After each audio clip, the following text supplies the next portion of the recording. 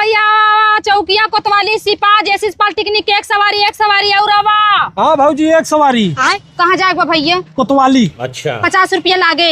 अरे भाजी ते 100 ले, कोई दिक्कत नहीं ने। ए भैया ऐसे कह के सब बैठ जाला, लेकिन जब भड़वा देते ना सब झिकझिक सब करला जाना। समझ गया भाजी हम तो के 100 रुपया की जगह 500 देव, लेकिन हम तोरे बगले बैठब।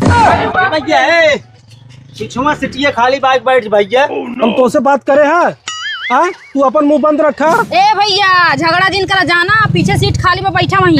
ए भाजी हमार इलाका हो, ठीक बा? अच्छा यहाँ चलब, आगे बैठ के थम चलब ला 500 पकड़ा, चला हमें बैठावा। अरे इतनी रंगदार भौजाई बगले बैठे मजा अलग बा। अरे आवा का हो रे?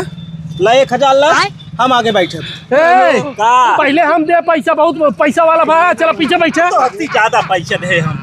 अरे भैया झगड़ा जिन करा दोनों जने पीछे बैठ जा भैया बराबर हमें दिया जाना, हम ढेर ना ले पाए तो लोग। अरे रुक जा पहले। अरे भैया हे झगड़ा जिन करा हम 1500 देते, हम आगे बैठे।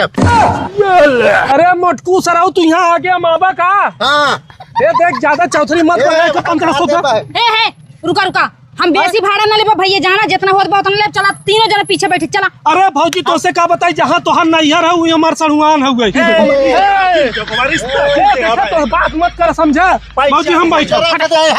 ए भौजी हमें बैठाओ। 1500 दे। 1500 पकड़ा पैसे पकड़ा, हटा सब जना हटा, हम सवारी न ले जा तो चला।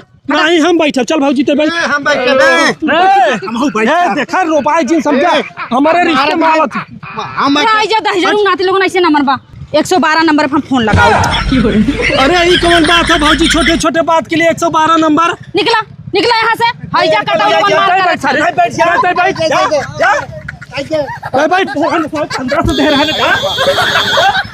कायदे चला जा यहाँ रंगदारी दिखावत हवा।